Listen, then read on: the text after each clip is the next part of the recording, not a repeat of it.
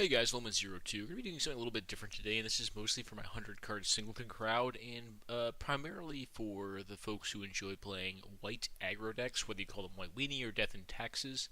I'm going to be doing a session on deck building and tuning or templating a deck, and what we're actually going to do is build a deck from scratch, hopefully in less than an hour. So, we're going to be building a white-based attack deck. So let's build a new deck. It'll be in the vintage format.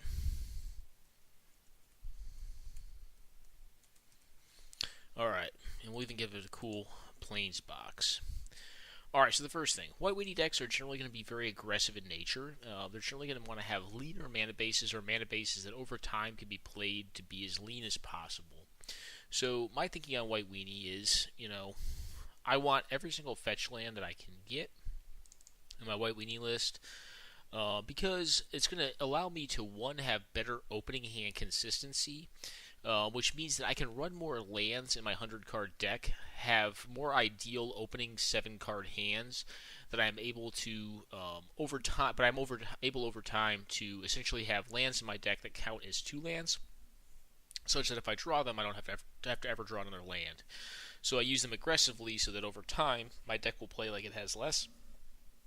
So it's kind of like a miniature, albeit much faster and more efficient thawing glaciers, but less economic over time, so you're making less cards off of it over time, but you'll make a few. And because I am horrible at card names, hopefully I can remember all of these card names, but we're going to find each and every one of these, and I may have to go down and actually filter so that I can just, I'm probably just going to have to go filter them. So let's go to set here. And look, Zendikar Expeditions right there. Sweet. Oh, it just erased all of them. So let's go back down to the end.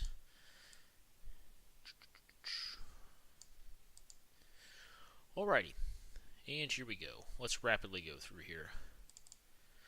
Let's put in a maybe board as well. So Dust Bowl is actually also a very powerful card as we're going through these expeditions. So these are all 4 of the fetch lands. Some other lands worth consideration, but they are generally very pricey. Oh, thanks, man. Horizon Canopy. This is a card that is fairly expensive. I don't know how much it is on MTGO right now. I know it ranges between anywhere to 5 ticks to 30 ticks. This version is probably a little more pricey. Why would you want a land like this? So how this land works is you pay 1, tap it, and sacrifice it and draw a card. Like I said, this deck oftentimes wants to have good opening hand consistency as far as lands go, like 2 to 3, but it doesn't really need more than 4 to run. You can generally even 2-spell with 4. So you generally almost always want to start Horizon Canopy if you have a choice. Strip Mine's not legal in this format. I am actually not a very big fan of Tectonic Edge. I think Tectonic Edge is kind of a replaceable effect, and oftentimes I just like to have Wasteland. But let's put Tectonic Edge in the board because in some metas you really do want it. Like against control, I think Dust Bowl is very good. So if your meta is more controlling, you may want it. So we're actually using the sideboard as kind of like a maybe board right now, so that we can generate options for ourselves down the road. Alright, so, we've determined that this card, if you can afford it, is epic level good. Like, you want to run it, because it allows you to run more lands, but if you draw this thing late game, you just turn it into a card, and like the fetch lands, it kind of just thins your deck out and turns into other cards. Wasteland, not much does it better than this. Well, there is one card that probably does it better than this, especially in the 100-card format, but it's for Schadenport, but Wasteland is, very, very solid. So talking of spell lands, we know we probably want to have Wasteland in our deck. We could possibly want Tech Edge. We could possibly want Dust Bowl. We could, make consideration for Field of Runes. So let's even put that in the sideboard for now. I know I own Field of Runes. Maybe it's just Ruin. Oh, I have a filter on. I'm bad. So let's find this thing. I think I own one. Maybe I don't. Yeah, there is my mono Field of Runes. I don't have a bunch of them because I don't play a ton of Standard. And let's get Rishadenport. So Rishadenport is another one of those cards, and I can't spell for a damn, so you guys are going to see me, slowly go through this. Another one of those cards I think is more pricey. What we can do is this. Let's go ahead and look it up on MTGO Traders. Oh, Sung put a new article up. Very cool. Let's look up how much this card costs right now. So this card is $11.91 or $10.18. Well, $10.18 is obviously the better value. You can also get it as a premium card for $10.29. Well, it's a $10 card, so it is certainly not cheap. So that's something to keep in mind. We'll price this deck out when we're done. Let's also check Horizon Canopy, because these are going to be cards that you want to consider, because they do make the S is $48. Jesus, this is 40, and this version is 51. All right, so Horizon Canopy may or may not be an option for you. This is a very pricey card because it sees a lot of play and it's highly powerful. But there is a good reason why you want it. It is going to win you more games. Okay, so this is the baseline, and then we're going to have to put lands in there at some point in time. The lands can range from anywhere to I think 31 to 36 in this deck, just depending on what you want to beat. We even have Rashad and Pawn Shop. This is old tech card. Pretty cool, so you can't be milled. So we want our lands to generally do a lot for us, and we want to be able to have good opening consistency, so we want to actually run a decent number of lands. Some folks will construct their white weenie list with 27 lands or 26 lands in Hunter card, which is what we're building, the Highlander. And I don't think that's generally safe. The deck can operate that way if it's just solely a white weenie beatdown deck, but you lose a lot of options for what else you're able to beat. And if you don't get your epic level draw where it's 2 lands in your opener, draw into a land within your first 2 cards, just 1, 2, 3, then the deck's kind of bad. It doesn't work, and you just play a 1-drop, and then you run out of cards, and you just sit there, and they eventually just kill you. So let's think, what other cards could we possibly want a white weenie style deck? We want our lands to be able to do multiple things, so let's think man lands. So I think Mishra's Factory is a very solid starting place. This card is about 4 cents, depending on the version you get. I personally prefer Winters, but you can play whatever version you want. Mutavault. Mutavault is also a fairly pricey card. It can be I think this version of the card is $10, but I think the other versions, they see play in Modern, Merfolk, and stuff like that, but you can generally get them for $3 to $4. The most expensive card so far is easily Horizon Canopy. I knew this one was a setback, but I didn't remember how much. Obviously significant. Caracas. This card is also epic level good. Now, I'm not a fan of the cycling lands. Some folks will play I think it's not Sajiri Seep. That's the one that gives protection. But card is similar to it. I'm trying to think of the other card's name. It's Secluded Steep or something like that. It's the cycling planes that comes into play tapped. You really don't want to have any lands that come into play tapped in this deck, or if you do, they have to have a very powerful effect. Speaking of powerful comes into play tapped lands, let's look at let's see if I remember the name of it. It is a tapped land. Windbrisk Heights. That's the card I'm thinking of. This card right here is epic level good. If you haven't tried it yet, let me just pull it up real fast. So Windbrisk Heights, Hideaway. The way Hideaway works is you put it in play, you look at the top 4 cards, exile a card underneath it, put the rest on the bottom of your library in any order. And if you activate the ability, which in this case is attack with 3 creatures, which is what our deck is going to try to do when we're done building it, then you can play the card for free. And this can be played at instant speed. So if you have a creature under there that has an ETB like Flicker Wisp, you can put it into play. Or if it has if it's an Anthem creature, you can put it into play and pump all your dudes up. There's a lot of very cool tricks you can do with Windbrisk Heights, or just a removal spell. There's a lot of very cool things you can do, and this card's well worth it. I don't think it's that much. We should probably check it real fast just to see if I can spell. Oh, I can't spell. Yeah, the card is cheap. Nope, that's not Wind. It's Windbrisk Raptor. It's about $1.18, so it costs a little bit of money, but pretty solid card. I think well worth its inclusion. Well worth its weight inside the deck. All right, so the only man land in white other than Mutavault or Mishra's Factory. I guess you could play Stalking Stones, but that's not really a good man land. It costs 6 mana to activate it. Is the 1/5 Vigilance, which is not very good. Another option you could run is possibly Keljoran Outpost, which is certainly interesting, and it's actually pretty good against control, but it's not going to be very good against most of the other aggressive decks, and it's kind of beyond its time. It's a little aged, so I don't normally give it consideration, but we can pull it up and put it in the sideboard for now, just so we can give it consideration. All right, well, I can't spell Outpost. I know I own Outposts. I believe I do. Yes, I do. I even own some cool old frame ones, like this weird promo-looking one. Okay. And there's a Bandit Outpost. It's an interesting card, too. We'll put Kaljoran Outpost in the sideboard because it's certainly interesting.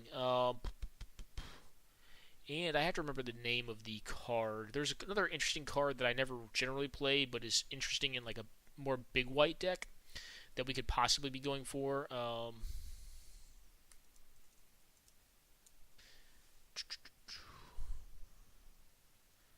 Let's see if this brings something up. No, didn't quite bring up. Let's refilter this. I am bad with card names, guys, so you're gonna have to struggle with me as I build this deck.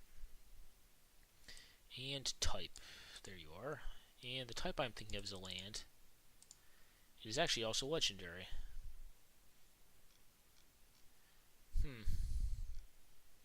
Let's see.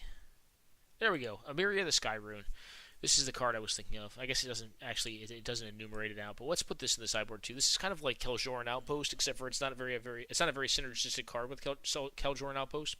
But if you're playing against like a mono Wrath deck, you can just put this thing down and just continue to make land drops. If they're really an inactive or not a proactive deck, you can just put this thing down. And if you have a higher land count white deck, which generally speaking these decks are going to be like Armageddon style decks, you can play this thing and just get your guys back. So it's actually pretty strong. I mean, it's going to have to be your 8th land, or it's not the best. So I don't tend to play it because it's kind of slowish, but it is a very good value card.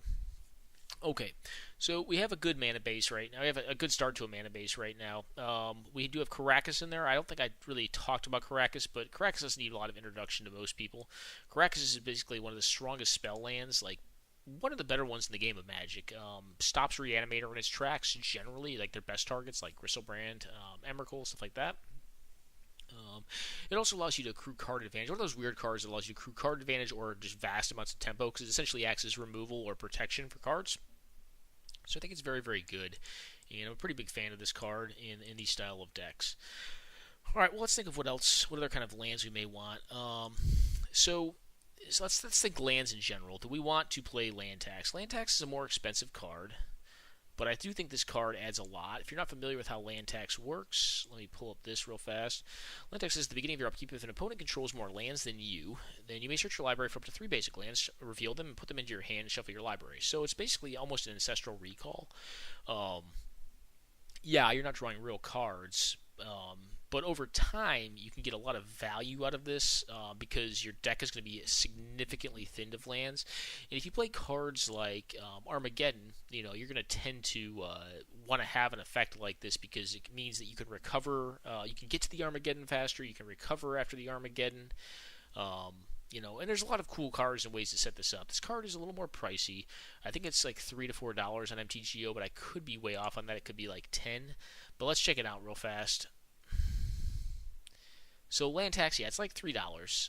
You can get it for, as little as $2.88, which is not bad. And I like the cool old art. I put this weird looking, postmodern, bizarre mountains coming out of this treasure chest box, which is probably more apt than like this ugly dude, this ugly like Irish looking dude with like weird like I don't know fuzzy hat, like the pimp hat on. He's weird looking. That's old Legends art for you. You got a grab bag of art back then, which is kind of cool. But I am a big fan of Land Tax. Obviously, we've not put our basics in yet, but I'm going to wait to put basics in until we see what we want to do. So do we want to leverage our lands more? It's always a question you have to ask in these style of decks because you'd be surprised. White has a lot of very powerful ways to leverage its lands. So we're going to look up a few other cards. Magistrate, Tower of the Magistrates. This card is often overlooked. Tower of the Magistrate actually is quite powerful. So this card is interesting from the standpoint that, it's very simple in its design. It says target creature gains protection from artifacts until end of turn. Note that it does not say one of your target creatures. It says any target creature. So you can use this against, opposing. You can use this on opposing creatures to remove equipment. Like, it kills a Batterskull, so if you target the Germ token, it kills a Batterskull. It essentially means that if a Wormcoil Engine is attacking you, you can just block it freely. It means if your opponent is playing White Weenie and they have protection from white equipment, you can just remove it mid-combat, the equipment mid-combat, because the creature then becomes protected from that equipment. So this card is actually very powerful. It doesn't really see a lot of play, so let's put it in the sideboard and just leave it for consideration, because like I said, we're trying to build a White Weenie list, but we also want to kind of build a list that can also fight decently well in the mirror. Alright, so if we're going to be a Land Tax deck, because I like value, you should like value. Generally speaking, the way that you win in the mirror in White Weenie is you actually outcard your opponent. You like outvalue them. That's why mid-range tends to beat the aggressive decks because it tends to just get 2 more cards. It can play control better. So in a lot of ways, you look at like some of the Soul Sisters variants and like the white deck variants of like Modern, and there are some that like people will just straight up call White Jund because they can actually play like a mid-range deck and just like outgrind opponents. So it's a thing to keep in mind, and I think it's a way you can build this deck. That's kind of why I'm using the sideboard to show some of the maybe cards that maybe we want to give a shot to and just give a try. To. All right. So moving forward, let's think. What other lands could we possibly want in this? I mean, we could go as big as to go like Ancient Tomb or like City of Traders to make like big mana off just a couple lands. But typically speaking, it's going to be more difficult to cast our cards off of those. Excuse me. Pardon, guys. Sorry. But oftentimes, quick break here, guys. I actually have someone coming to the door. One moment. Alright, guys. Sorry about that. We are back now. So one land we actually missed. Come on, Moto. Stay here. Is a Ghost Quarter as well. This card is always a debatable one. We'll put it in the sideboard for now. Alright, so we're getting to a point where, what other utility lands could we possibly use? We could run Maze of Ith, could run Korhaven if we wanted to go bigger mana. Typically speaking, this deck is not going to go that big, but we can at least leave it a consideration. Korhaven, if you're unfamiliar, we'll pull it up real fast. It says pay basically 3 white 1 plus tap this land itself and prevent all combat damage to be dealt by attacking creature this turn. The other one is Maze of Ith, a much older card. And there's the original art right there. On tap, target attacking creature, prevent all damage that would be dealt by that creature this turn. Dealt to and dealt by it. So we could also put that in the sideboard. We could put a cool looking one in there. Which one we want? This trolling one? Alright, sure. What other lands could we possibly consider? Well, we could do Flagstones of Troy here, especially if we consider we want to be like an Armageddon-style deck.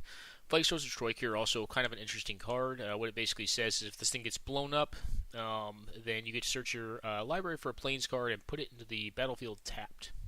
So, not a bad card, especially if we're going to be blowing up lands. Alright, what other lands could we possibly consider here? Well, we could consider Sejiri Steppe.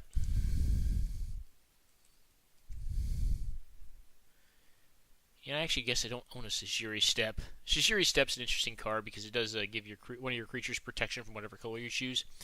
But I guess I don't know one. Secluded Steppe, I was saying, I don't really think is a great card for this deck. I think it's a little beyond its time right now. You can also do Myriad Landscape if you want to get a quick 2-for-1. But I think that card is way too slow for this style of deck. So I think we're about there on lands. There's possibly a few more we could consider, but let's actually put the plains in now. We're just going to put a rough number of like 30, like not 30 plains, but we'll flesh out our mana curve to like 33. So let's add 10, 10. Yeah, we'll add 2 more for now. I kind of like 33 lands as a good starting point. That means 1 in every 9 cards should be a land card, which generally would be good. And with 4 fetch lands plus the Horizon Canopy, it should be a little less than that. And if you start using land tax, it should also reduce the obviously the amount of lands that you have in your deck that are available to you, and obviously less if you don't want to draw them. Okay, so what else can we do with mana bases? Well, we have a land tax, and we also have a pretty high mana count for a White Weenie style deck. So I am a big fan of playing Mox Diamond in this style of deck. I think that Chrome Mox is a little worse in this style of deck, but I do think Mox Diamond is quite powerful because your lands tend to be fairly replaceable. There's a couple other things we can consider with mana bases as well. One of which is, Tithe. Tithe is a pretty powerful effect. It's not quite the same as land tax, but it is a 2-for-1. If you're behind on lands, it says search your what it says is search your library or your library for a plains card. If your opponent controls more lands than you may search your library for an additional plains card, which gives you basically a 2-for-1. So it's certainly a consideration to play. to get some card advantage and also get more cards out of your deck. Um, since we're here right now, this card is actually also very interesting too. Archangel of Ties. I don't see anyone play this card, but if the card is untapped, creatures can't attack you or planeswalk you control unless their controller pays 1 for each of those creatures, and as long as Archangel of Ties is attacking, creatures can't block unless their controller pays 1 for each of those creatures. This is a very powerful effect. I don't see anyone sideboard this in their white weenie deck against other white weenie decks, and in a bigger mana white weenie deck like we're building right now, this card actually seems pretty strong. You know, I think it's at least worth a sidebar nod. We can consider if we want to play it near the end here. Mana Tithe, also kind of a funny card. This is a 4-spike. I don't often see white weenie players play it. It's not a bad card. I don't tend to care for it either in this style of deck, though. I do really like Mox Diamond, though. I think the card allows you to have a lot of very powerful starts, like very broken starts. Alright, so what else can we do with mana bases? Let's continue to think through this. So, Weathered Wayfarer is a card that I'm a huge fan of. If you're not familiar with this card, I'll go ahead and pull them up real fast. This card is a beast. So it basically says if you have less land than your opponent, you can search your library for any land card. Reveal it, put it in your hand. But you can find any land cards. So you can find your Wasteland, you can find just a basic plains, you can find a Mutavault, you can find a Caracas, you can find a Horizon Canopy to get a real card, you can find Flagstones, whatever. Fetch land just to reduce the land count in your deck. This card can do a lot. Not a lot of folks play this, and I think it's worth a consideration. I think it's very strongly worth a consideration in the main deck because the card, over time can just accrue so many cards. And the lands in this deck, if you do it right, should be strong. Like you can get creature lands out of them. You can get cards out of them. It's just that they do a lot more than just be lands. So I think it's definitely worth a very strong consideration here. What else? Let's think Core Skyfisher. Why do I mention this card here? This card's actually kind of interesting here. This card was built with a drawback, so a drawback, quote unquote. When it enters the battlefield, return a permanent you control to its owner's hand. Well, okay. Well, it's a 2/3 flyer for 2 mana, and it has a drawback, quote unquote.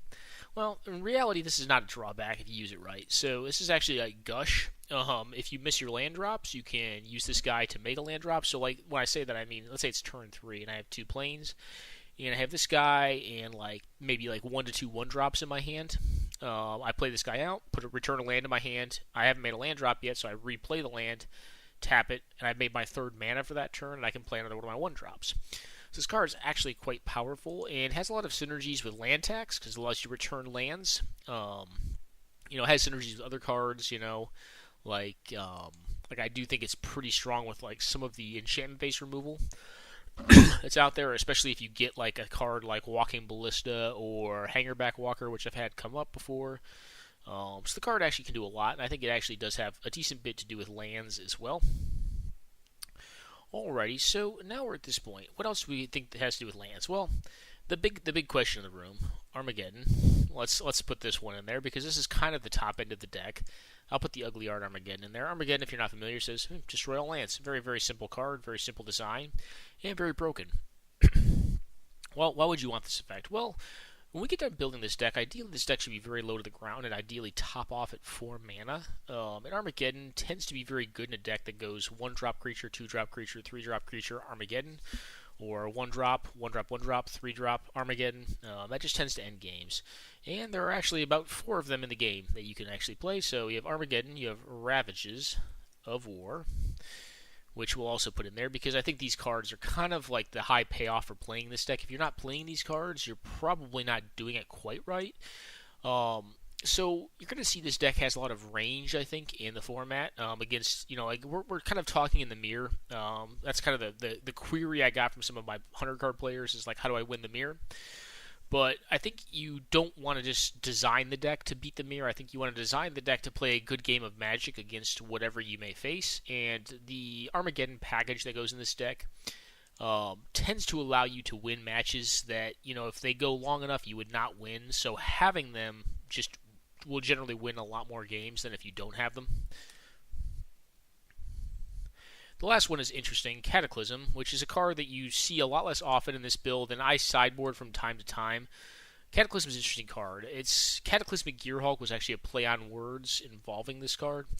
It says each player chooses from among the permanents they control an artifact, a creature, an enchantment, and a land, and sacrifices the rest. So basically, everyone gets to keep one of each, accepting Planeswalkers. Planeswalkers were not around when this was a card, so all the Planeswalkers actually go to the bins. This card is actually very powerful, and in a heavy control meta, I think it is extremely strong, and I tend to put it in my sideboard for that reason. Let's put the troll art in there because I love troll art.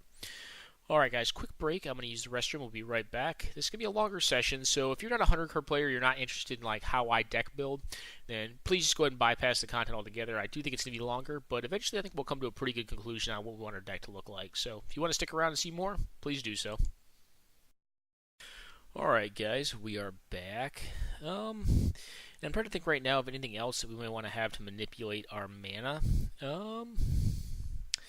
And no, I think we're good. Now we're going to start looking at 1-drops.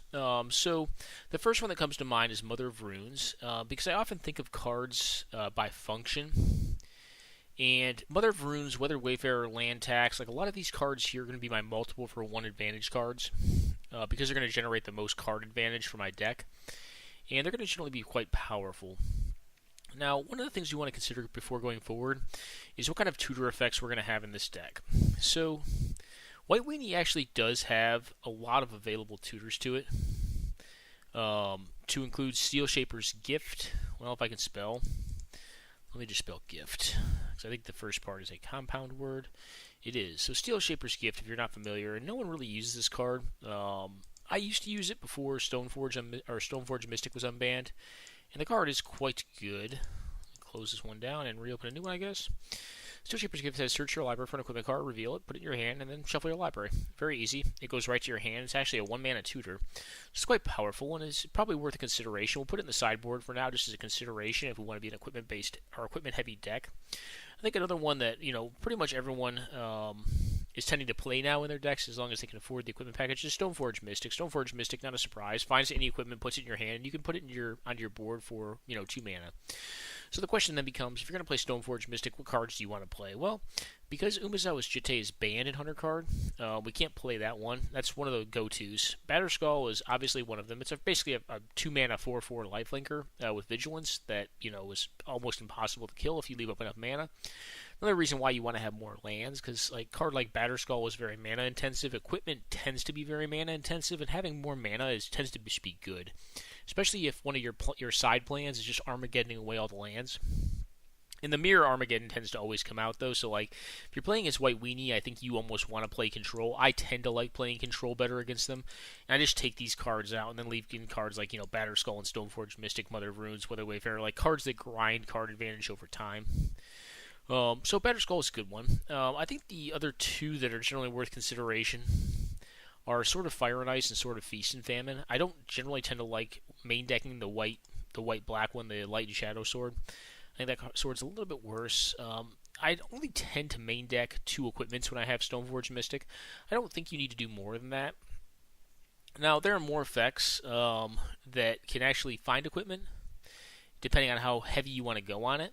Stonehewer Giant is one that I've used, actually historically, even in 100 card before Stoneforge was a thing to be the top end of a White Weenie deck, or a Death and Taxes deck, that actually ran, I believe, 35 lands. It was more of a value white deck.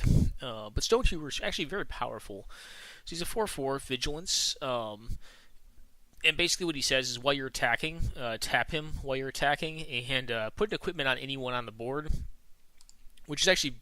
This card actually, once it's on the board, is more powerful than Stoneforge Mystic, and it's generally worth a consideration. I mean, he's a lot of mana. If you don't get to pass the turn with him, he's probably not going to be very good. But if you do, and you get to attack with him, the game probably just ends there, because not only are you going to get to equip whatever you want to equip, because the way this card works is it basically says, search your library for an equipment card, put it onto the battlefield, attached to a creature you control, so any creature you control. So basically it completely screws up blocks. You can just eat their cards. You can get damage through if you want to get damage through a Sword of Fire and Ice. You can just kill their best threat if they end up blocking. If they don't, you get to hit them with a sword, which is generally always good because it means value. And the cool thing about it is this is instant speed. So it equips a sword onto something at instant speed, or it equips a Batterskull onto something at instant speed. Given it's not optional, you have to do it. But actually very, very powerful, so it's worth a consideration. I think it's, definitely worth a nod. It is kind of inefficient. Another one is, and let me see if I can remember his name. I am bad with card names, like I said. So, and like we said, this sword actually is also very interesting to me. And then we're also going to pick this one up, the Sword of Light and Shadow, because the card is very strong and is definitely worth consideration. Here it is, Relic Seeker. Relic Seeker also very powerful. The problem with this card is it's not a very good body. It's just a bear. It becomes a 3/3 if it ever gets to hit your opponent. In the mirror, it tends to kind of generally be more of a liability because it's hard to get the card through.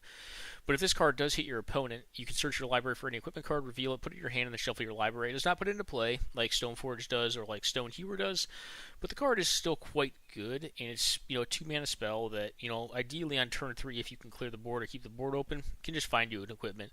So I tend to like this guy. He is a 2-for-1 if he gets to hit, which is it's pretty strong. I think it's generally worth a consideration.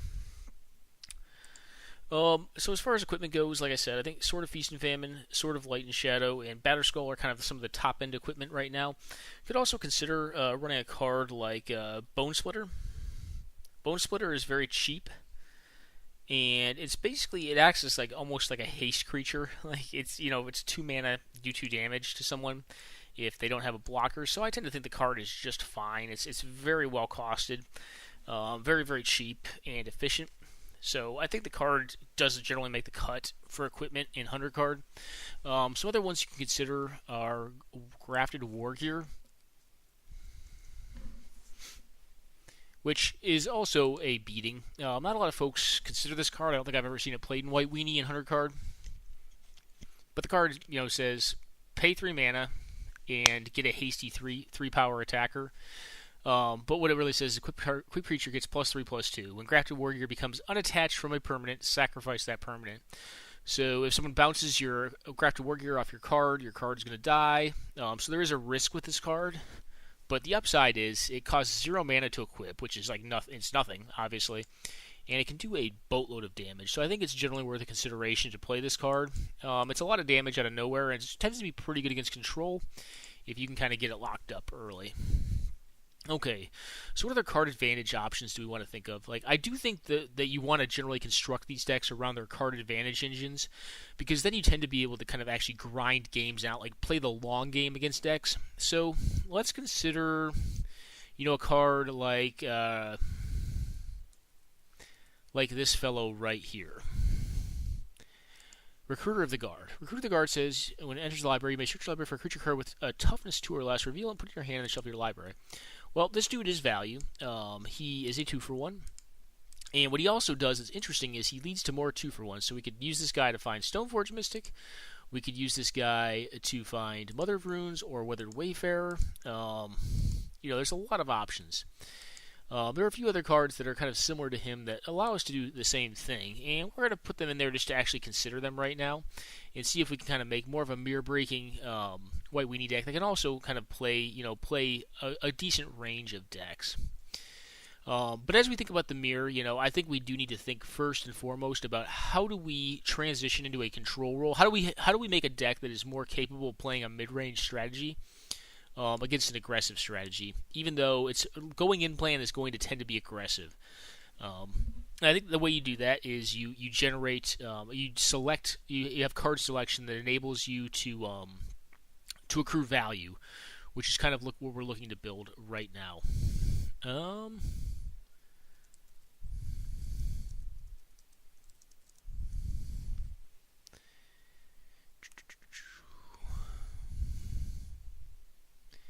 And let's see if we can find this fellow. This card's actually interesting too. A Johnny. This card is a mirror breaker. A Johnny, Adversary of Tyrants. Put a +1/+1 counter on each of up to 2 target creatures. Return target creature card with converted cost 2 or less from your graveyard to the battlefield, or you get an emblem that says you get a bazillion cat tokens all the time. I think he's worth a consideration in the sideboard. I don't know if I main deck him. I have tried sideboarding him though. And he seemed quite good here. Sanctum Prelate, as we're going down, Sanctum Prelate's an interesting card. I think it's worth a consideration. This thing can stop 4 drops, so it stops non-creature spells. Why 4 drops are interesting is because a lot of the Wraths are 4 mana. Terminus is not, which is consideration, but the card is quite good. As we go down, Aether Vial, also a consideration against heavy control decks. The card is very, very strong. And even being able to flash something in is still quite good. Chalice of the Void, probably not. As we're going down, we're thinking 2-for-1s. Bygone Bishop, you see this in most of the white weenie decks now, but this is a card engine. You just play this dude and basically play most of the spells in your deck and get free cards off of it. Quite good, so we'll put him in there. Isolate, this is probably going to be a sideboard card in a lot of the legacy decks, and it's worth possibly a consideration in Hunter card. We'll put it in there for now just to consider it. Lynn City, very cool card, but probably not good here. Order the White Clay is actually interesting too. So, like, I don't know if you've ever seen this card before. In older Hunter card formats, I think you could probably play it. This is actually an untap card, so you need to attack with it, and then you can pay 3 mana, untap it, and return a target creature with converted mana cost 3 or less from your graveyard to the battlefield, which is actually a pretty powerful effect. Not a lot of people play him anymore. I don't think I've ever seen him played in Hunter card, or at least I have not seen it played recently. And here's actually the card I was looking for, which is Ranger of Eos. We're going to get the old art. That new art I don't like. Ranger of Eos is actually quite powerful. Not a lot of folks play this guy right now, but he can do a lot of very busted things. As it stands right now, he can find his Mother of Runes and Weather Wayfarers. If you're not familiar with Ranger of Eos, what he does is finds you up to 2 creature cards with converted mana cost 1 or less, reveal them, put them in your hand, and if you do, shuffle your library. Oftentimes, you'll want to consider additional creatures that can provide value. For instance, let's say Walking a Ballista.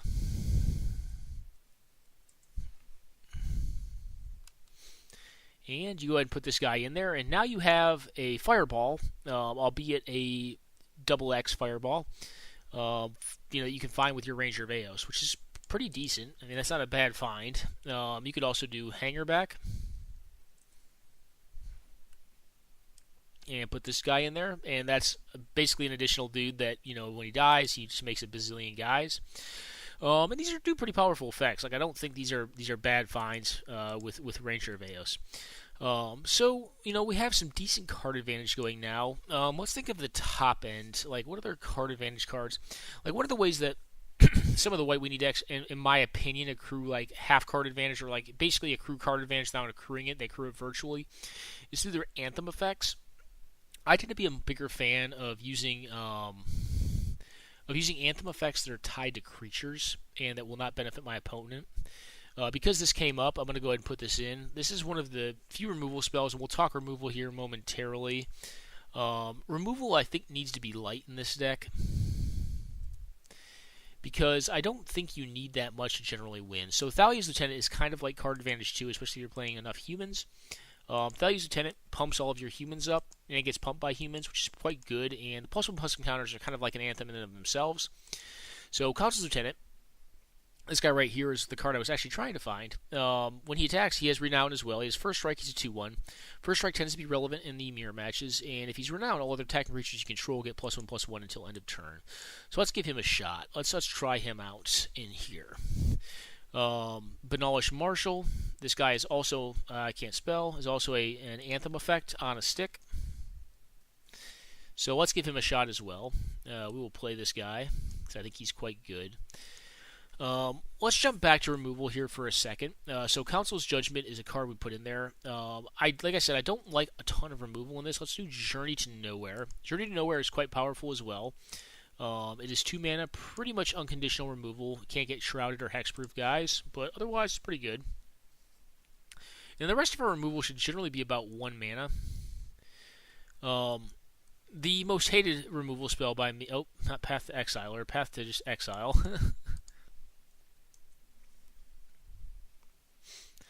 So let's get this card in there, because this card is good. Swords to Plowshares. Some of these are generally going to be auto-includes in most decks that play white. The next one's not. The next one I don't actually see that much, but I very much so would like it. Oust. Oust is a very powerful effect. Another one you do not see very often, but I think is honestly very underplayed and could even be played in this deck to a decent extent, is, and this could be the last removal spell we have, because we have 5 right now. 6 is getting up there. I think you don't want more than 5 or 6. Unexpectedly Absent. I don't see this card run a lot. Now, sometimes folks will play cards like this gentleman right here, Fiend Hunter. Oh, I guess not that gentleman. Let's see if that's how you spell it. Yeah, Fiend Hunter. I don't like these cards. These cards are fine. They're okay. But the issue I have with them is that folks will tend to remove them in mid-combat, which is the most important part of your turn, because you're going to tend to win through the combat step. And if this thing gets removed while it's attacking, then one, you've lost an attacker, so that swings the clock, and two, they're going to get whatever's underneath it back. That's generally going to be bad for you. So I tend to think you want to just do it with spells, so you can get into the combat step and have a lot more certainty about what's going to happen during it. But I will tell you a card I can get behind, and that is Palace Jailer. Palace Jailer is a beating. Monarchy just tends to be a beating, in general. So I think this card is certainly worth it in the 4 spot. As we get to the top end, I think the 2 other top end cards that you pretty much want in this deck are a Gideon, Ally of Zendikar. We'll just type in Gideon and find all of them. Well, here he is. This guy right here, he is just a beast. He wins mirrors. Gideon's Lawkeeper is kind of a card advantage and definitely a mana advantage engine because he came up now. We're going to put him in the deck so we don't have to find him later. The tappers are very, very good. I don't generally want more than 2 of these guys, but they're kind of like either attackers or conditional removal. Gideon the Trials is actually also a strong sideboard consideration. Our sideboard is immense right now because you're going to see the deck is very mutable. That's one of the sell points I always say on this deck is this deck can generally beat almost anything as long as you tune it right. But Gideon the Trials secretly is great against Storm or combo decks because they can't kill you unless they kill this thing, and if they're interacting with you in a way that does not interact with permanence, then this guy can just beat them because you just get this guy out, make an emblem, and say, all right, kill my Gideon. You can put me to 0 life, you can mill my whole deck, but I can't lose the game. So if I don't, even if you mill my whole deck, I can still win with whatever's on the board. The other 4-drop that I tend to like is Elsbeth. Elsbeth is great top end for this deck. And then I don't tend to think you want more 4-drops than this for this build because I don't think you want to. That's not really where you want to be.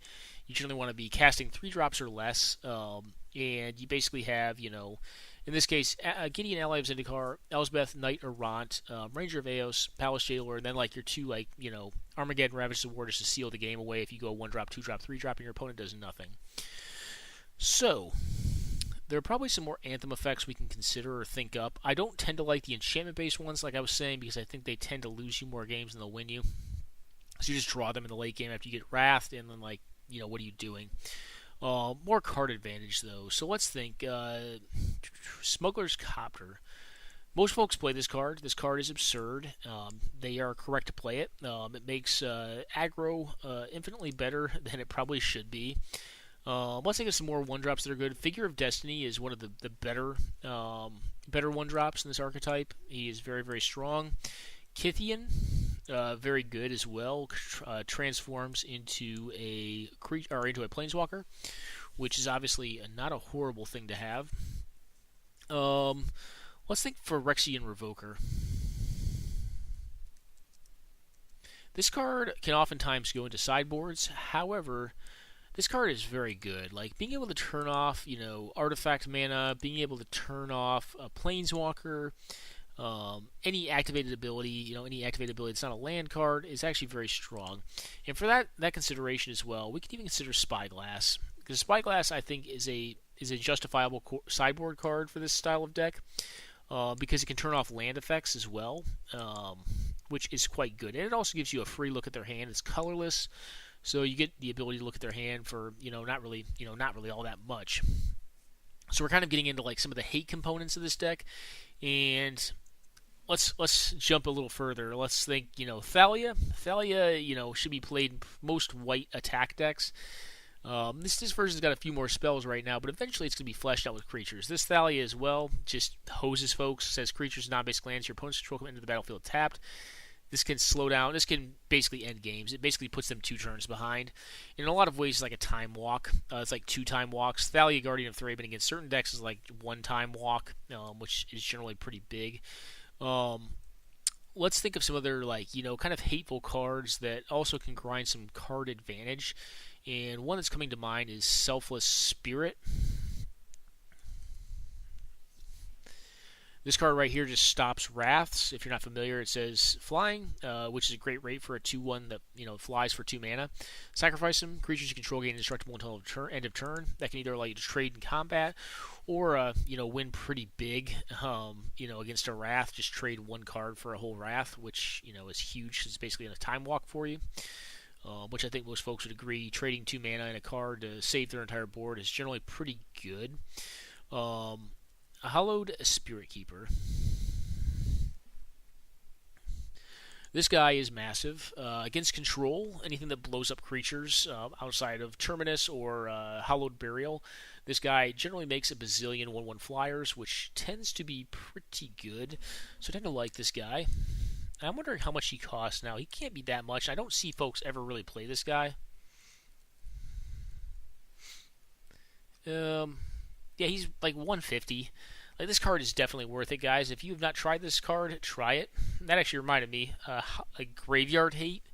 So we need to start thinking of hate. Like, we are kind of thinking of hate right now, but we're thinking of control hate. So how do we hate out graveyards? Well, there's actually a brand new card that does this, and let's see if we can find him in here. Lingering Souls, sweet card.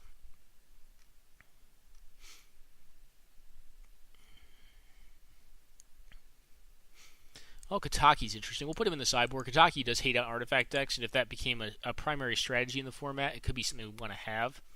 You know that our sideboard is massive right now. No one ever plays this guy either. Pro green guy, 2/1. Kind of an interesting card. I mean, we can put it in the sideboard just for an interest piece. Remorseful Cleric is a legitimate sideboard card. This card is flying 2/1, much like the Selfless Spirit, which is what reminded me of him. Sacrifice him, exile all cards from target player's graveyard. This card is possibly even main deckable. It's not a bad, except flies, so it has evasion. Windborn Muse. This card is actually very interesting too. So this is a 4-mana card, and it's kind of similar in a lot of ways to the Archangel of Tithes. But it says creatures can't attack you unless their controller pays 2 for each creature they control that's attacking you. It's 2/3 for 4 that flies. In White Weenie Mirrors, look at this card, guys. This card is amazing. No one tries this card. No one plays it. Give it a shot. I'm going to put it in the sideboard for now. I think it went in there. Yeah, it did. Windborn Muse went in there. Our sideboard's obviously 27 cards, so we're not playing all of those, but it's pretty sweet. Eidolon of Rhetoric. There's actually a lot of cool spirits in blue. Eidolon of Rhetoric is essentially like a 1/4 that says, Rule of Law on it. Each player can't cast more than one spell each turn. So if Storm ever becomes big, this card's great, right? So we can put it in the sideboard. It's just another way to host Storm. Celestial Crusader, not bad, or very, very bad in our current meta. It says flash split second, which means it can't be countered, and it can be, played anytime you want. It flies. Other white creatures get +1/+1. This gives +1/+1 to all white creatures, and because White Weenie's kind of big right now, I don't recommend this guy, but he is certainly a sideboard consideration as a decent oath, and he does fly, which is good. Let's see what other spirits there are. It's pretty cool. A lot of people play Spectral Procession. I don't tend to be as impressed by this card, but it's fine. It's a fine consideration. I just think at 3 mana you can do better. Spectral Rider, this card sees some play as well. It's a fine card. It tends to have some forms of evasion, but Intimidate does not really work very well against other white decks. Topplegeist, not a bad card, but this deck's generally not going to get to... very high delirium count. Doom Traveler, yeah, some people like this guy. I'm not a huge fan. I think he's kind of a little weak. These kind of cards are interesting too, like Keening Apparition, Kami of Ancient Law. I think they're fine cards. We'll put one of them in the sideboard for now, just as a consideration. There's a bunch of these that exist. Like there's Ronam Unicorn as well, as another basically version of the same card. And that's pretty much it for spirits that at least I have available. There are probably more interesting spirits that I'm just not considering. But we'll definitely put Kami in there because Kami's kind of interesting. And then if you've never seen Ronam Unicorn, here you go. We'll pull it up.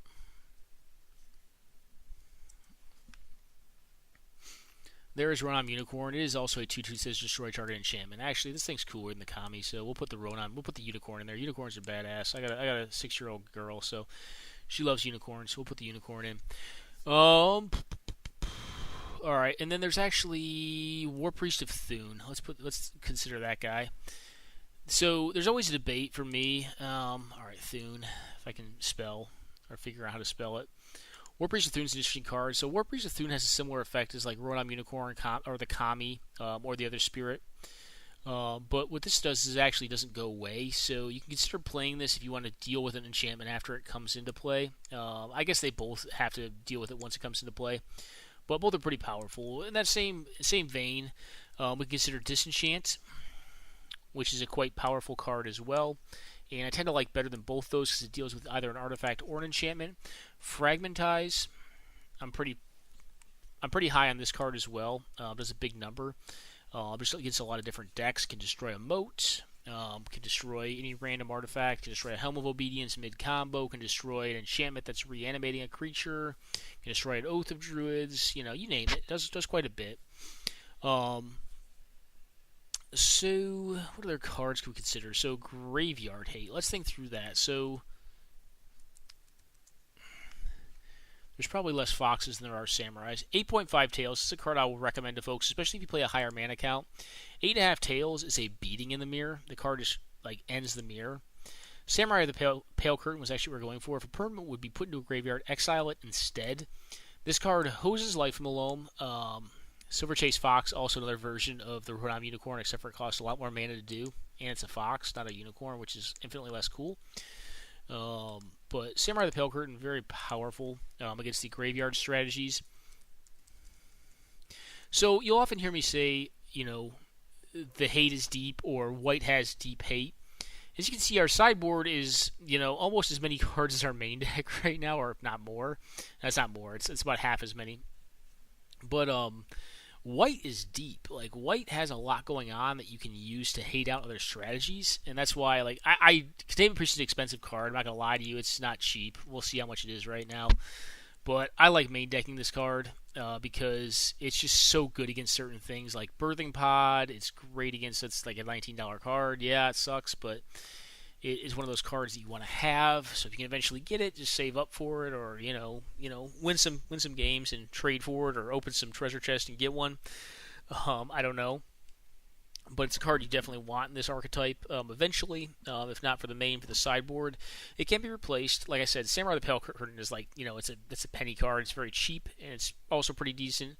Some other cards that defeat graveyards: Jotun Grunts. These guys are slow to defeat a graveyard, but they slowly do it.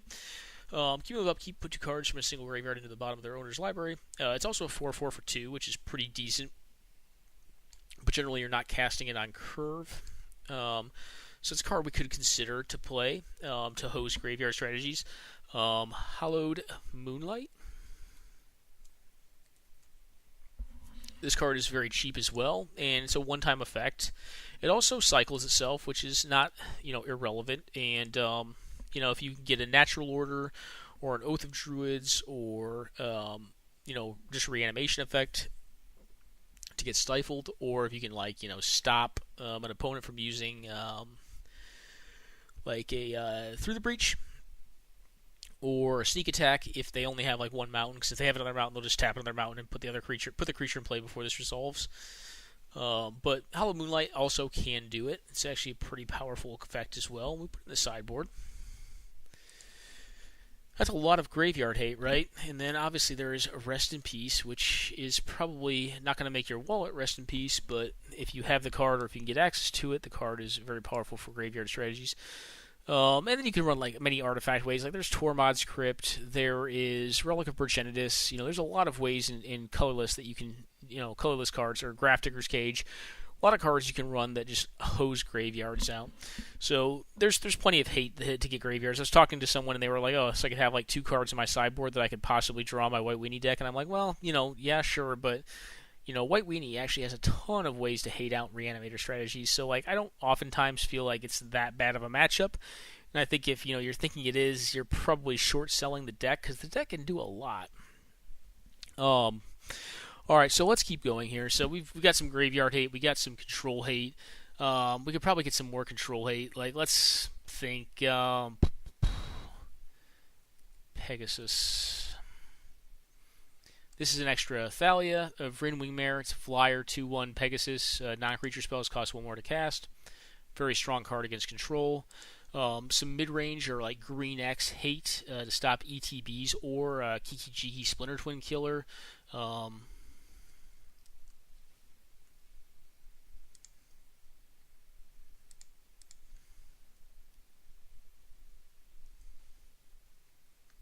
There it is.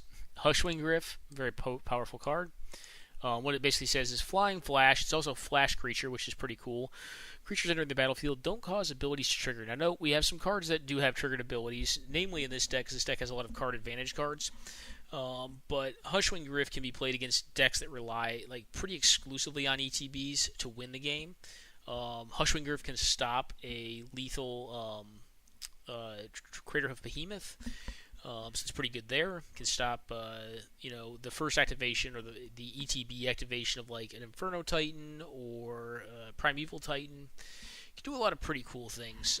So it's a pretty powerful card. And, it's, like I said, we're building a maybe board. But what I'm trying to do is give you options for how you go about building your sideboard. Because you can build your sideboard with this deck to, like I said, pretty much beat most things. Depending on how you build it. So let's talk the mirror now. We've already got a couple mirror cards in here. I can't spell for a damn, so just wave. Let's see if this brings up enough. All right, it did. Parallax Wave. So we start talking the mirror, the actual literal mirror. These cards are just bombs. Parallax Wave is disgusting. Windborne Muse is disgusting in the mirror. If it doesn't get killed, it's disgusting. Archangel of Tithes, disgusting. These cards just win the mirror. Because they essentially force your opponent to tie up their mana, either to attack or to defend. But while they're doing that, they're not playing spells. So your board will continue to develop. Their board will stop developing if they want to continue to attack. Or they'll just go on the defensive against Windborne Muse. But Windborne Muse is a flyer. And you should have ideally some flyers in this list. Archangel, same story. Just a beating. Parallax Wave is a one-sided Wrath of God. Like I said, this and you should know if you played White Weenie, you should know that if their board is open and you have 5 to 6 creatures, you can win in 1 to 2 turns with that. So if you just drop Parallax Wave, exile all the relevant stuff with it and have 2 turns of that, you should be able to win the game. Generally speaking, if someone can resolve Parallax Wave and it doesn't get blown up instantly, you should win with it. So that's one of the crucial key sideboard cards that I always love in this matchup, or I love in that matchup, because I tend to think if you draw it, you will probably win the game. Alright, so let's think of some main deck cards. So, Relic Warder. This is a very important card. I know I said I do not care for the creature exilers, but Relic Warder is very powerful, and I think a card that is worth playing in this deck, because this card just is a beating. Being able to get an artifact or enchantment with this thing, like a moat or whatever, Teferi's moat. There are numerous cards. Even just a search for his Kanto, or maybe a Dread of Night. This card, any of those effects, is going to be very, very strong. Let's finish off on the 1-drops. So 1-drops, we tend to want to be powerful. So let's think.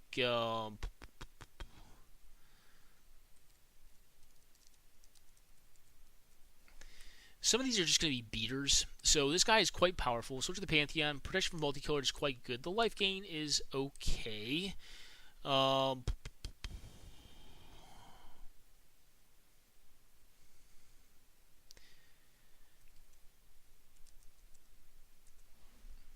This card is also quite good. So this effect is actually very powerful. Instant sorcery would be put into a graveyard from anywhere, exile it. Against a lot of the delve-based cards, this is very good. And it will tend to slow them down a significant bit before they can cast a Treasure Cruise or a Dig Through Time. And I think this card is generally always worth it to play. And it's very cheap as well, so, why not? Champion of the Parish. Auric Champion, a fine consideration to play, but I don't think you tend to need these style of effects. Some folks play them. I don't think they're that great. It's a core. I think it's a human. We can at least put it in the sideboard as a consideration, but I don't think that kind of card is that good. And you can do Silver Knight and core Firewalker. A lot of folks over sideboard for the red deck wins matchup with White Weenie. White Weenie should tend to beat that deck anyways, because it's just about as fast, but it has more value to it. You could do Silver Knight if you're worried about red deck wins, matchups. We just ran into another card that we're going to put in this deck. Silverblade Paladin is disgusting. It's just dumb. It basically does haste damage, and it wins out of nowhere.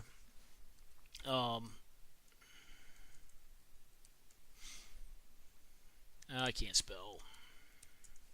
Mirren Crusader. So this guy is also just dumb. He has protection from green, so he's one of 2 creatures that I know of in the existence of Magic that have protection from green, to include Spectral Links, which you put in the sideboard. Maybe you want a sideboard Spectral Links. Spectral Links probably shouldn't be in the sideboard, but it's just an interesting side note. It does have protection from green, as does this dude, Mirror Crusader, which is actually a pretty interesting ability. We talk about hate cards, like think Avid Mind Sensor. This stops Mystical Tutor, stops Mystical Teaching, stops Personal Tutor, stops Demonic Tutor. Like, this card just does a lot. It kills fetch lands. Like, this card is just disgusting. When we start thinking of like ways to like house decks that need to have a lot go right, think Avid Mind Sensor. Think Leonin Arbiter. Not a lot of folks play him, and he's not great in the mirror, but this card is just a beast. If you can, afford him, he's probably like 5 ticks, but he does so much. He also gives you reason to play Ghost Quarter in your deck, which we now currently have in the sideboard. But if you're running him, you can generally probably bring it in, especially if you're going to run a Weathered Wayfarer package in the deck as well. Another card you consider in this deck, because I think it is worth considering, is Dismember. So I think removal in this deck you want to cost as little as possible. So you'll note we only have 1 2-mana removal spell. We have 1 3-mana removal spell, but Council's Judgment just does everything. It can kill anything that's a permanent other than lands. Oust is 1 mana. Typically speaking, you want your removal to be 1 mana, or like 1 mana is pretty much the limit you want on it. And then, like, if you have any other, it needs to be very powerful, like Journey to Nowhere or Council's Judgment, because typically speaking, you want to play a threat plus play a removal spell. So, like, remove their best threat, play a new threat to continue to overwhelm your opponent. And that's kind of one of the ways you tend to win the mirror as well, I think. So let's continue on 1-drop creatures now.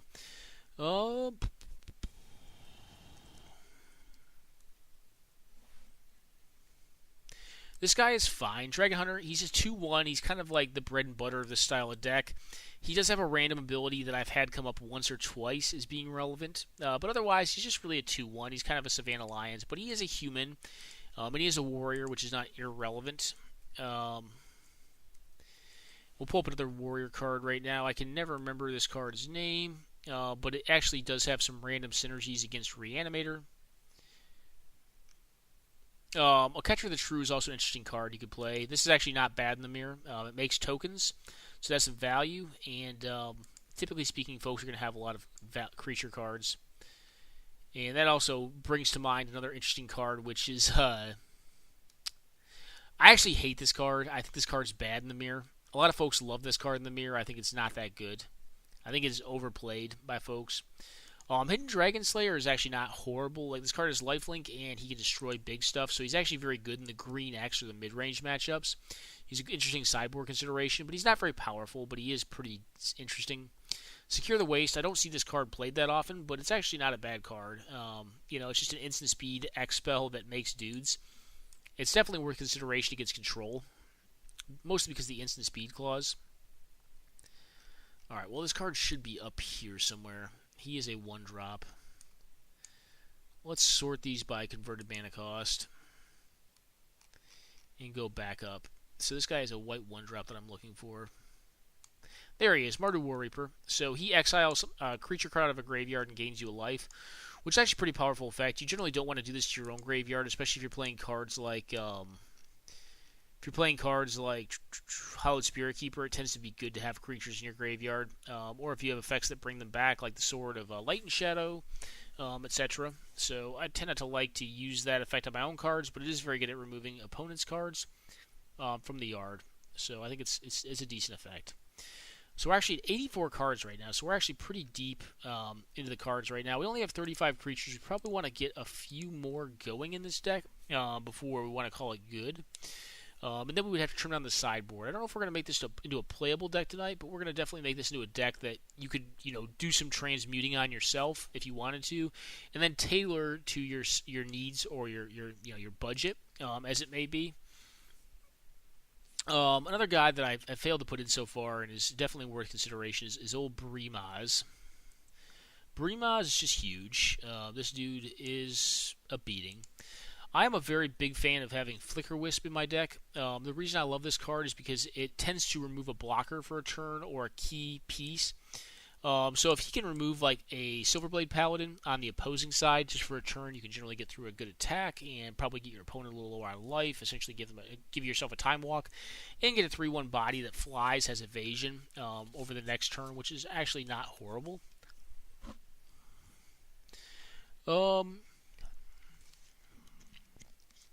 So as we continue to think about it, some other like decent kind of hate cards and value cards. Let's think Knight of the White Orchid.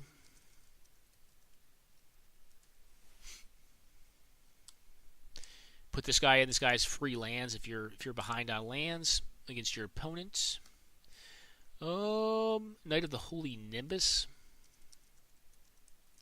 This guy is just really hard to kill.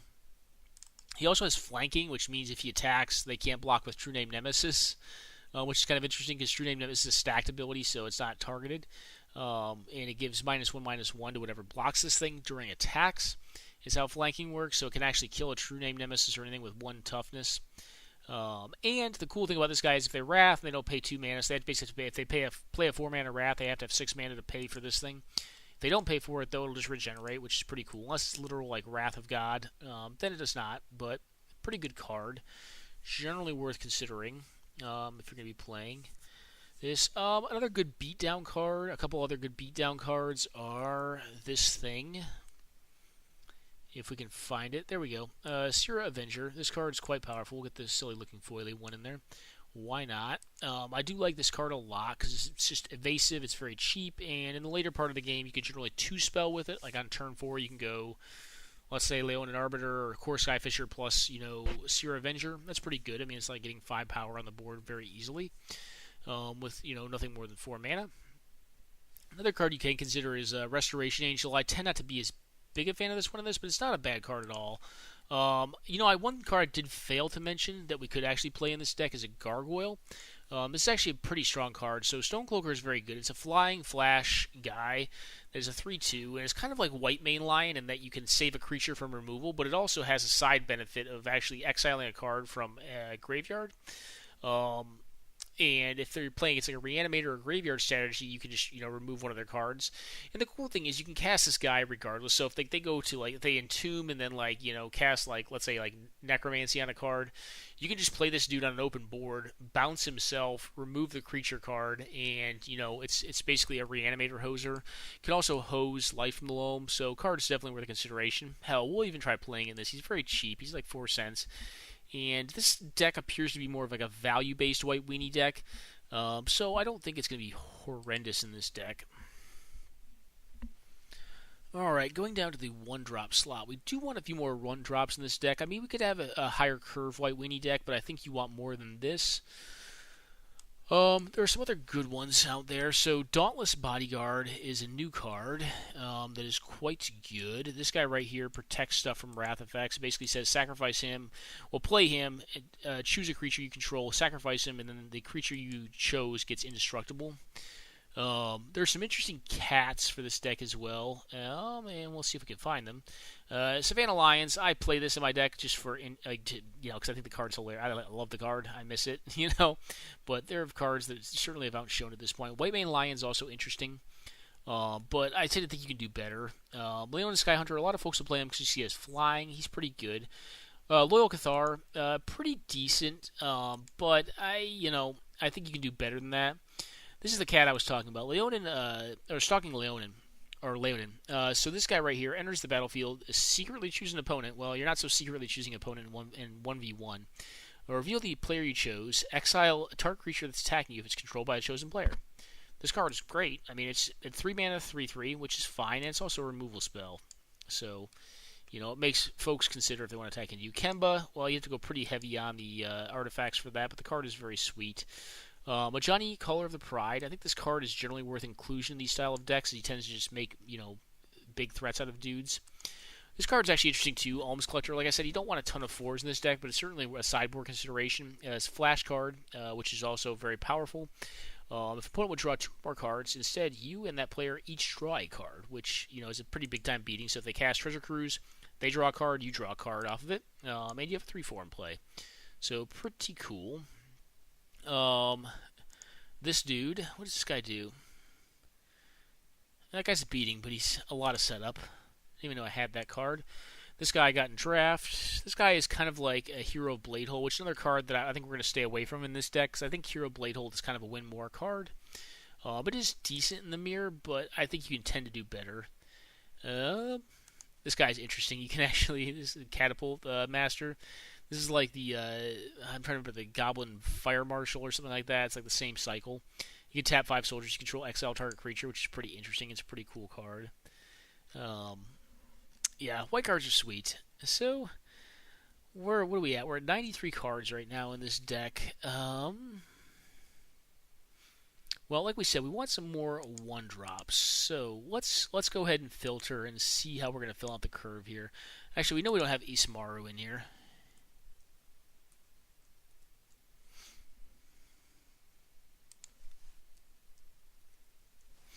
So Ismaru tends to go in these style of decks. We'll put him in there. He's a legendary 2/2 1-mana dude, which is a fine card. Let's do Kithkin.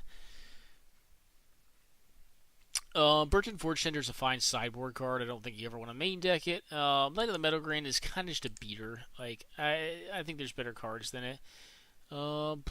This guy sends Tactician, so soldiers. He gets soldiers huge, which is kind of interesting. This guy's kind of a card advantage card too. Plus, he allows you to block multiple creatures with your dudes, which is actually pretty powerful because you can just like leave back less chump blockers and continue to attack. Gold Metal Harrier, fine card, but I think we have the one tapper, and I tend to like human soldiers better than I like Kithkin soldiers because humans tend to have better synergies with cards like Thalia's Lieutenant. Rebel. This guy is another tapper that we're going to want to have. Where are you at? Whipquarter. Whipquarter is a tapper that's also quite good, and I think is probably a card worth having in this deck. And we're at 96 right now. We probably want a few more 1-drops, so I'm going to go ahead and filter by converted mana cost here. So let's go ahead and do converted mana cost 1 to 1. And, well, let's reset the filters, and 1 to 1. And we are going to do, yep, put this down, type, will just be creature. No, this is going to work. Alright, there we go. Creature and white. Bomat Career is certainly interesting. Alright, only white. But we're probably not going to play that. Benevolent Bodyguard is a card that a lot of folks will overlook, and I tend to always like in these decks. I'm always happy with it. Well, we could play an Expedition Envoy, just some beatdown dudes. Mycation Javelineers is just fine. It does tend to remove some of the early threats of opposing white weenie decks, but I think we can do better than that. Sky Marcher Aspirant's a card I forgot to look through. Actually, Thraben Inspector is also a card I'm quite impressed by, but I don't play that often, but I think it's a card worth strongly considering in this more value-based white weenie deck that we're building right now. This is a deck that I think is going to be able to play mid-range a lot better and tend to win out in the aggro matchup. And you know what we're missing? We're missing Pre-Saint Captain in this list too. So let's give that a consideration. Pre-Saint Captain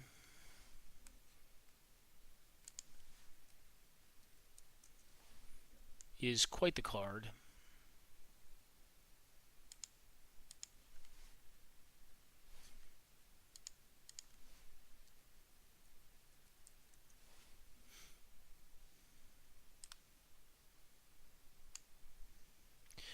So let's take a look at this list. What do we think?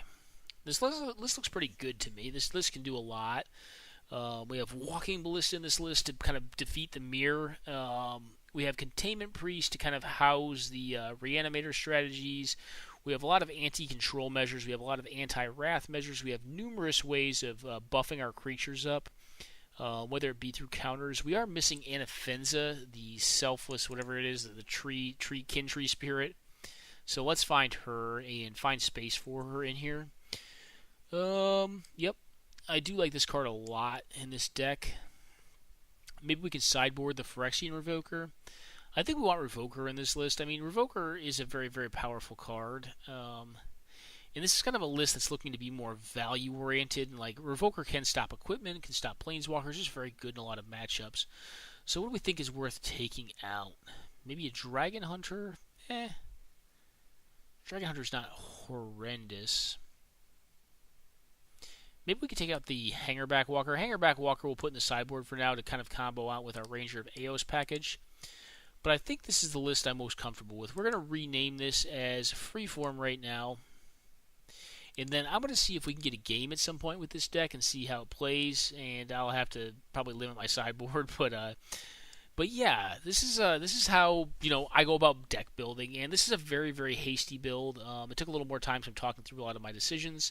And I kind of wanted to take the time to also kind of like show a lot of the range of options available to the white-based attack decks, as far as what you can make your deck be good against. So it's a very mutable deck, and you can see we have a lot of choices here, and there's infinitely more. There's probably at least 100 more cards I could find that would be could be rationalized for certain metagames or certain matches. But yeah, this is I think a pretty interesting deck, and I think this deck actually has a lot of game to it. I think you could probably play a lot of good matches with this deck in a wide variety of against a wide variety of different archetypes, and actually do pretty well with it. I think it actually has some decent game in a lot of different matchups. So anyways, guys, I'm going to go ahead and cut it here. I hope you guys enjoyed this deck building session and kind of some of my thoughts on the mutability of White Weenie and how you can go about building it. Do I think this is the most tuned version to beat the mirror? No, I think this version right here is a pretty neutral bias deck that has good game against a lot of different things.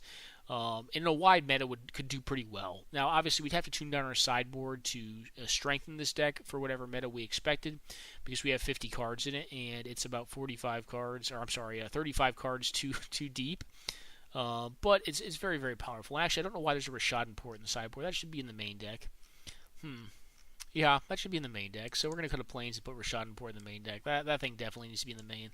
That's a land you pretty much always play if you can afford to play it, especially in this style of list. But anyways, guys, I'm going to go ahead and cut it there. This was a quick deck tech on how to build White Weenie, and we did a whole deck construction on it. And like I said, I do think this is a decent list. I think if you took this list into a tournament, you could do well with it. Obviously, you need to cut the sideboard down to a few less options.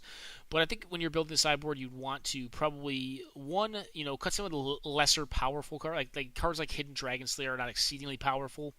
Secure the Waste is powerful, but not per se in any given matchup. Like Oketra, I don't think I would leave in the sideboard.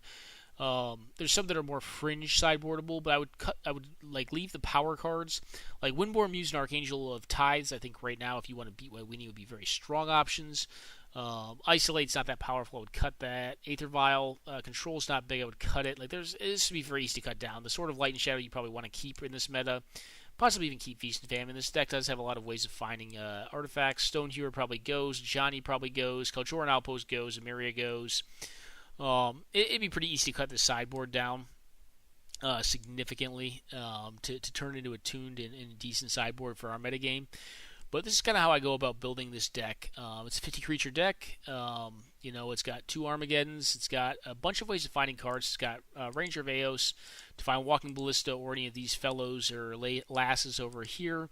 You also have Recruiter the Guard, which is a card I don't often play in 100 card, but I'm not against it. I think building a more value-based White Weenie list or a Death and Taxes list, which I think this is more of a Death and Taxes list, is actually a good way to go and can be very powerful. So anyways, guys, hope you enjoyed it, and I'm going to go ahead and cut it there, and take care now. And hopefully I'll see you next weekend at the 100 card Singleton event, the Chainsaw Massacre, and you'll get to go back to your deck construction and maybe retune some stuff. Also, as you're looking at this, my collection is decently large. I've been playing for a while, and about 9.5 to closing on 10 years now online. So my collection's over time expanded, either through winnings or just acquisition in various ways. And I have a lot of cards available, but if you're looking at your collection, if your collection is more limited, look through some of the stuff we talked about and just set goals for it. If that's something you want to do, or if it's a deck you want to play seriously, I think this is a great launching point. This is the very first deck that I ever built in 100 card was a White Weenie or a White Attack deck. And I have many, many versions of similar decks. they tend to vary in how they play, whether they're aggro decks or aggro control decks. But I think it is one of my favorite archetypes in this format, and in a lot of formats. Like I think the deck actually has a lot of play to it, a lot more than people give it credit for.